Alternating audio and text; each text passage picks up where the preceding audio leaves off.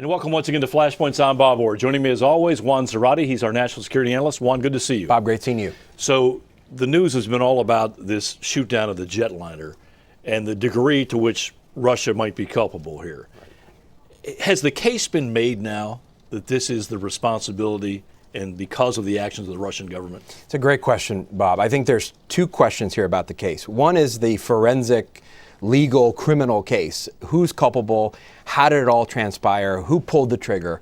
That's a different kind of case. That hasn't been fully completed, and certainly that has to be put together with on-the-ground forensics, intelligence, radar, satellite imagery, and the rest, and the intercepts that we've heard and seen. That's different, though, than the geopolitical case. And this is an important distinction because I think we're getting lost to a certain extent in the weeds of the investigation. The geopolitical case is already made. Russia bears responsibility for what they've been doing to support, enable, arm these rebels. We know that the missile came from rebel-held territory, the Russian militias. We know it was a Russian system, an SA-11. And we've got these intercepts with Russians on it. So the Russians, at a minimum, and I've said this before, Bob, have enabled this. In a maximalist way, maybe they were actually responsible for pulling the trigger. But regardless, they are responsible. And importantly, from a geopolitical perspective, the status quo cannot stand, right? You cannot allow this to continue. And so there's a difference between the technical legal case and the geopolitical case. They complement each other, but there's a distinction. And to the extent that we draw ourselves into the details of the investigation and don't deal with the consequences on the geopolitical side, it's a retreat from making hard choices. So the president comes out again to say that this is outrageous, essentially. Yeah. Prime Minister Cameron makes the same point. The Australian officials have been out. Yeah. But what I don't see here is any kind of concrete action. Yep. What happens next? What needs to happen next? Well, I'm hoping that this is happening behind the scenes, but we should have a transatlantic strategy for what comes next, not just for doing more of the same, sort of pinpoint sanctions, sending arms to NATO countries to send signals.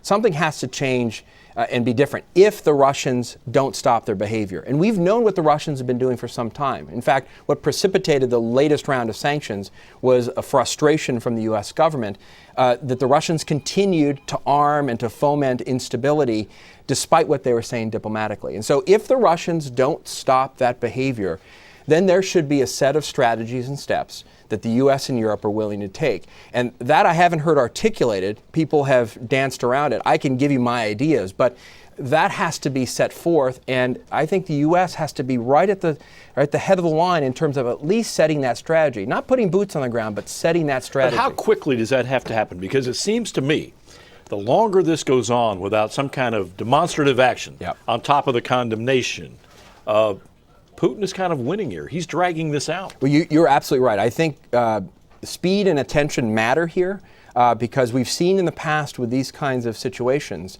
that the longer they drag on, the more muddied the waters get. And Putin's great at this. The harder it gets then to galvanize international action. So I think you need to see from the Europeans, the foreign ministers who are meeting this week, you need to see action. Stronger sanctions that are directed at Russian entities, perhaps paralleling what the U.S. has done. The French need to announce, and other Europeans need to announce, they're no longer going to sell arms or any munitions or anything to the Russians or train them, as the French have been doing. There needs to be an open debate, and I think this is important, about whether or not to arm and train the Ukrainian military. We shouldn't shy away from that, because I think to shy away from it is a signal to Putin that he can outlast us and that there's no stomach for doing things that are hard to dislodge the separatists and the status quo.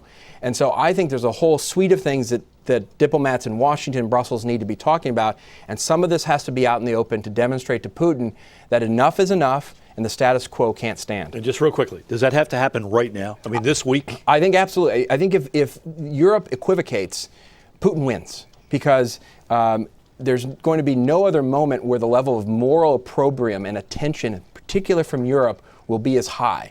2 weeks down the road, 3 weeks down the road, 4 weeks down the road, people are going to start forgetting about the elements of responsibility and what's happening on the ground. And Putin can play that to his advantage, and he will continue to push the envelope if he's allowed to. All right, Juan, thanks very much. Thank you, Bob. And thanks to you for watching Flashpoints. I'm Bob Orr. We'll see you next time.